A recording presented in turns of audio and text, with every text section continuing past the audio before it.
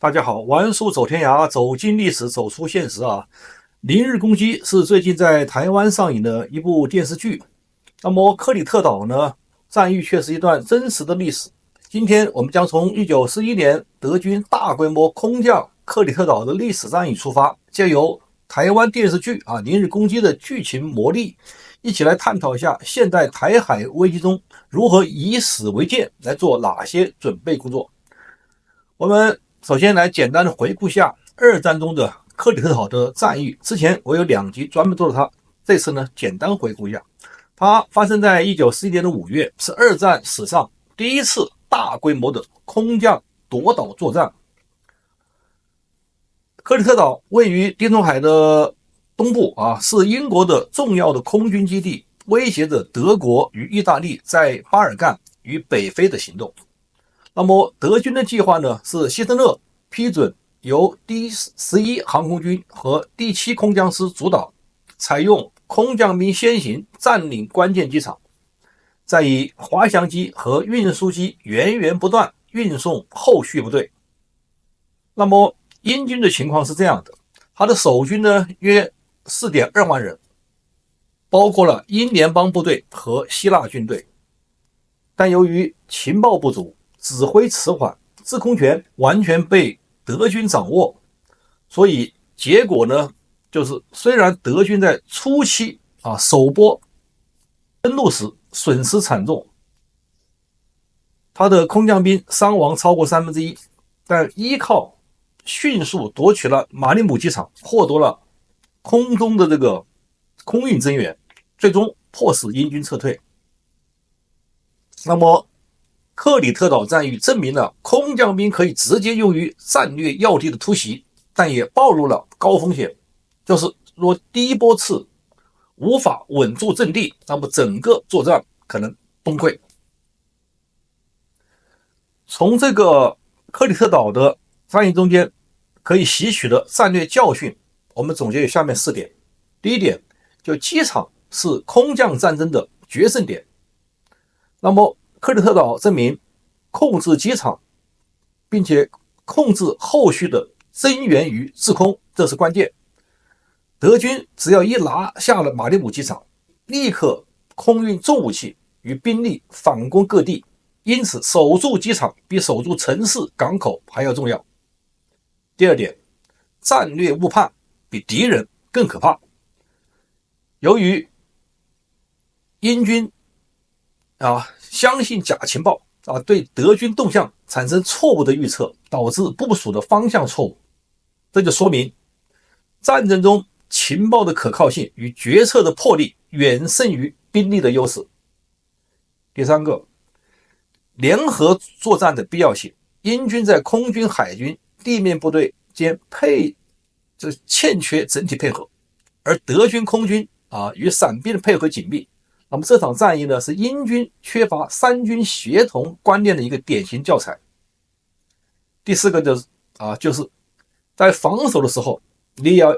进攻性的思维。守将弗莱伯格采用防守等待的策略，错失了主动出击反击空降点的这个时机。事实证明，被动防守容易陷入逐点瓦解的这种结局。下面我们来谈一下这个空降兵使用的一些利弊PLA 对台的攻取战略上策毫无疑问是攻心为上，通过舆论战、心理战、网络战等从内部瓦解台湾，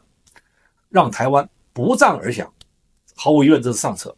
那么中策呢，就应该类似长春的当年的围困战围困你几个月时间，我在前面有个视频专门讲过这事此处不再赘述。而下策呢，则是武力登陆，而登陆战讲究快准狠，所以大量使用空降兵配合海岸登陆也是其必备的手段。那么我们再看看二战中空降兵的使用，无疑是军事史上的一次大胆的尝试，也是当时最具风险与机动性的一个战术兵种。盟军在战争中多次部署了空降部队，试图以快速机动打击敌人后方，夺取关键的据点，配合主力部队的推进。但使用空降兵既会取得战场上的奇袭效果，但同时会带来巨大的伤亡，需要极其谨慎的使用。从战略层面看，空降兵的价值是毋庸置疑的，它提供了一种跳过敌方前线，直击后方要害的一种新型作战方式。在传统的这个战争模式中，前线和后方是泾渭分明，但空降兵可以在数小时内远距离悄然渗透至敌人防线之后，对其交通枢纽、指挥中心、桥梁、机场等关键目标实施打击。这种突袭能力一旦与正面部队配合得当便能造成敌人防线的全面崩溃。诺曼底登陆前夕的空降作战就是最具代表性的成功案例。美军的第82和101空降师以及英军的第6空降师被投送至法国后方的桥梁、村镇和交通路口。虽然因夜间跳伞出现了大规模部队分散，但士兵们在失去组织指挥的情况下，依旧展现出极强的适应能力和战斗意志。他们在农田、小村落组织起临时的战斗单位与德军周旋，最终有效地阻止了德军装甲部队的反击，为滩头登陆争取了宝贵的时间。这一战役不仅展示了空降兵的战略效用，也体现了其战术韧性和心理的震慑作用。所以空降兵的作用不可忽视。但是呢，空降兵的脆弱性与高风险性也在战场上暴露无遗。一旦情报错误，降落区域选择不当，补给跟不上，那么空降部队往往会陷入孤军奋战的困境，甚至面临全军覆灭的危险。最著名的失败案例便是1944年9月的市场花园行动。该行动原本是盟军精心策划的一次纵深的突击，目标是通过空降兵抢占荷兰多个桥梁，打通往德国鲁尔工业区的通道。但实际执行中，英军第1空降师在阿拉姆地区遭遇德军第2装甲师的顽强抵抗，不仅目标桥梁未能成功夺取，空降部队还因通讯失联、增援迟缓而被包围，最终超过70%的兵力受伤或被俘。这场惨败充分暴露出空降作战极度依赖协同、空中支援和快速的推进。一旦地面部队无法及时的合围，空降兵就成了天上扔下来的炮灰。另外一次严重失败出现在1943年的西西里岛的哈士奇行动，这是盟军首次尝试大规模的空降作战，经验尚浅导致空降部队夜间跳伞误差太大，部队散落各地，无法组织有效战斗。更糟糕的是，由于地面部队与海军防空力量缺乏沟通，大量的盟军运输机遭到己方误击，数百人死伤。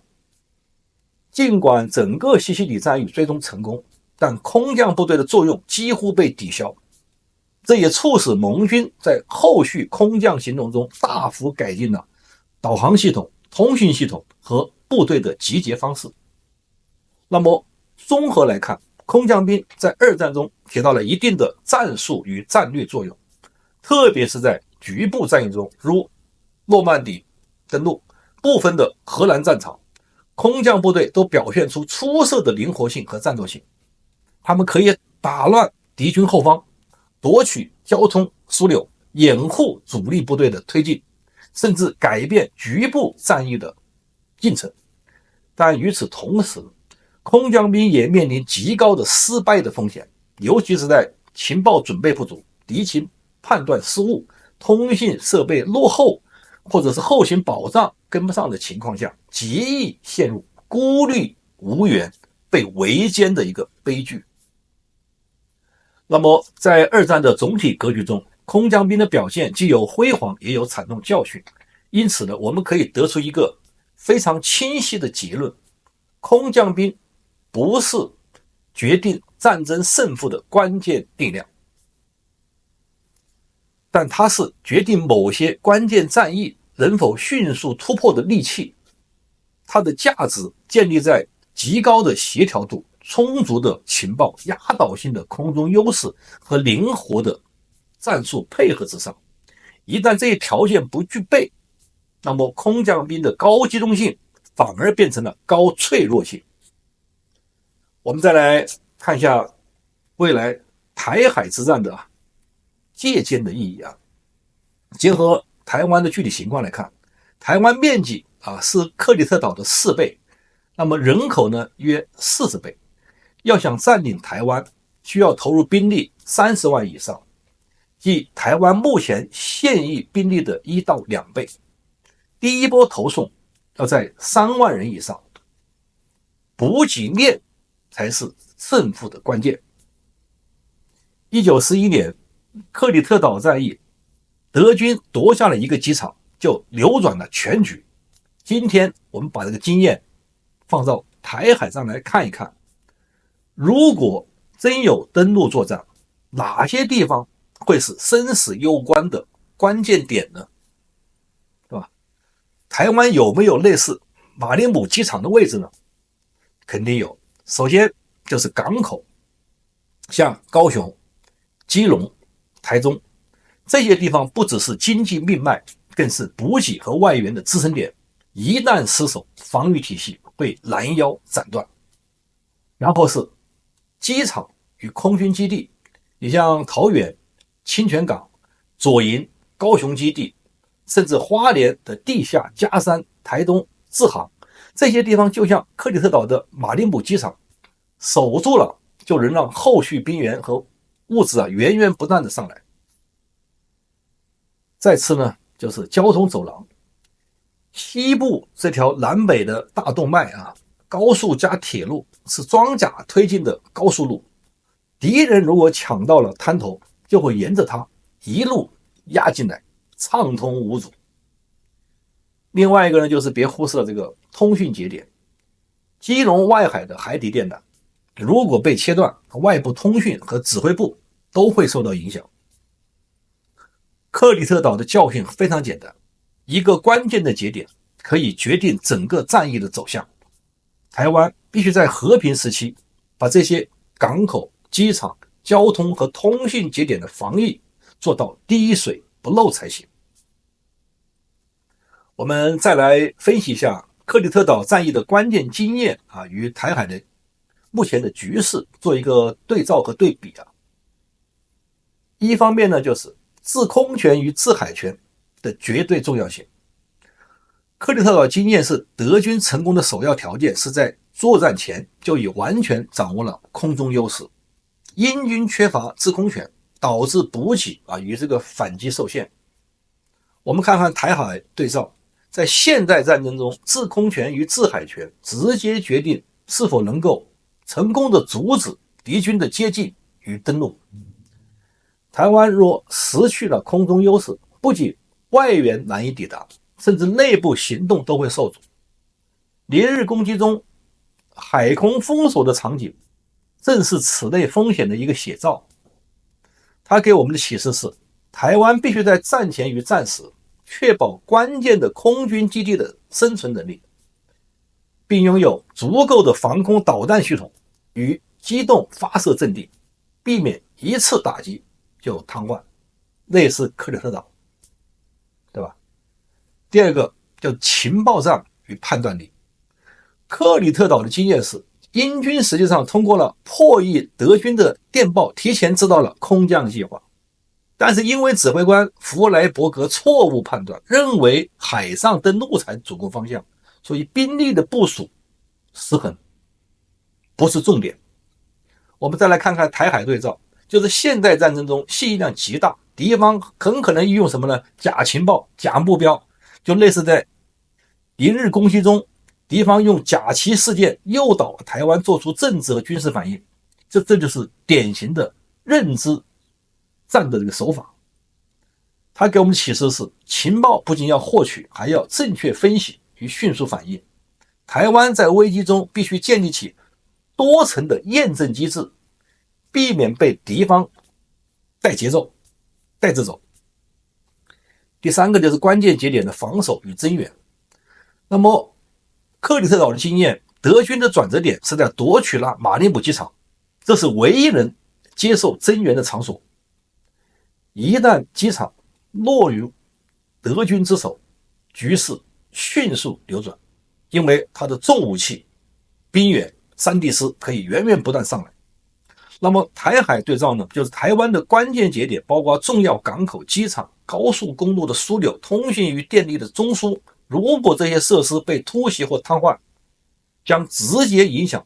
防御体系和民众的信心。它给我们启示是，必须有关键节点的冗余设计，就如备用的机场，有地下的油料库、分散的通信与能源系统，防止一处失守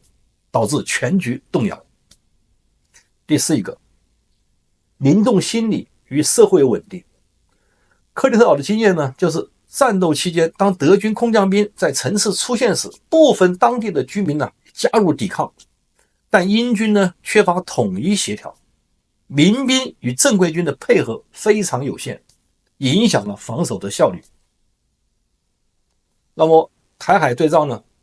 零日攻击中危刻画了银行挤兑、物质恐慌、舆论分化等情节，这在现实中极可能发生。现代战争不仅打硬实力，还打民众的心理承受能力。它给我们启示是，一个社会的韧性与自我的组织能力是抵抗的一部分，必须提前进行防空、防灾和物质储备的教育，让民众知道危机该如何行动。在乌克兰对俄罗斯的入侵中，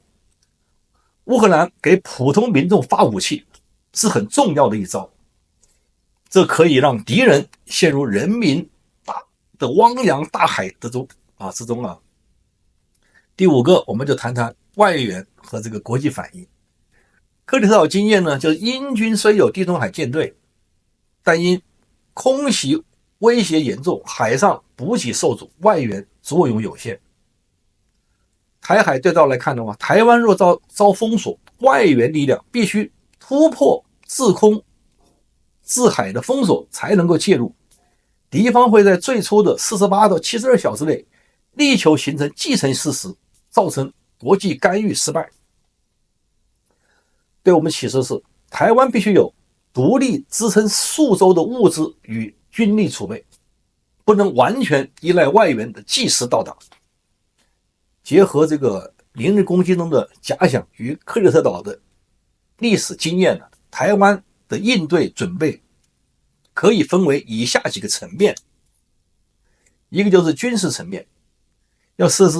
多层的防空体系，在本岛与外岛部署机动化分散式防空导弹，避免被一次性压制。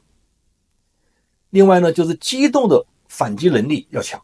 要保持空军战机与舰艇的分散部署，防止在港口与基地被集中摧毁。要有快速封锁破除的能力，建立起反舰导弹与水雷布防体系，阻止敌军大型登陆舰的靠近，并且要加强外岛的防御包括马祖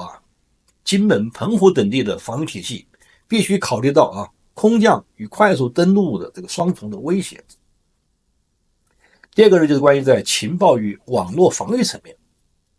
要考虑多渠道的情报验证，建立跨军种、跨部门的情报分析中心，避免误判主攻方向，尤其是主将的误判。另外就是关于反假信息的机制，在危机中要快速澄清敌方制造的虚假新闻与影像，减少民众的恐慌。还有一个就是加强网络的韧性建设关键的指挥与通信系统必须离线可以离线加密备用方案，应对断网和攻击。第三个呢，我们就看看社会动员与民防教育层面，需要全民的应变手册，就像北欧国家一样，让每一个家庭知道战争与封锁时如何应对，包括储备水啊、储备粮啊、医疗包啊，以及避难的线路。还有就是这个民兵与志愿者的网络，在各个地方要建立起快速动员的防卫与救援小组，协助正规军维持秩序。另外就是加强心理韧性的训练，通过媒体与教育培养危机下的冷静与合作精神，防止恐慌与内部的互相攻击，不战自乱，对吧？第四个层面就在基础设施的韧性层面，像能源储备、分散油库与发电设施，增加地下的储存避免被空袭瘫痪。交通与通信的冗余，在主要城市之间建立多条替代道路与通信线路，包括地下光纤与卫星的通信，像马斯克的星链系统，对吧？再一个就是医疗与物资储备，在各区域分散储备粮食、药品和急救设备，确保一旦封锁能够维持数周到数月。第五个方面就是国际战略准备层面，要提前协调外援的机制，与盟友建立危机触发协议一旦遭攻击立即启动支援程序。另外就是多层次的外交，除了这个军事盟友，还应该通过经济经贸、科技、文化联系扩大国际社会的利益绑定，让外部干预意愿更强。另外就是危机期间的信息战，确保台湾的声音能够迅速传递到国际社会，争取舆论和与政治的支持。这个方面，乌克兰的总统泽连斯基做出了堪称教科书级别的行动，大家可以参考。最后呢，我们要说，克里特岛战役告诉我们，空降与夺岛作战的风险极高，但一旦关键节点被突破，防御就可能迅速崩塌。明日攻击虽然是电视剧，但它映射了现在台海战争的多维度风险，不仅是海空对抗，还有网络战、心理战、经济战与社会战。对于台湾来说，真正的准备不仅是军事上的硬件，更是社会韧性与战略思维、制空权、情报判断、关键设施保护、民众心理稳定、外援机制，这些都是现代防卫不可或缺的环节。克里特岛的历史教训与明日攻击的未来设想，为台湾敲响了警钟。唯有在和平中反复演练，强化全民防护意识，才能在危机来临时守住家园的最后一道安全线。让你能够听到我的心，什么时候也能把我想起。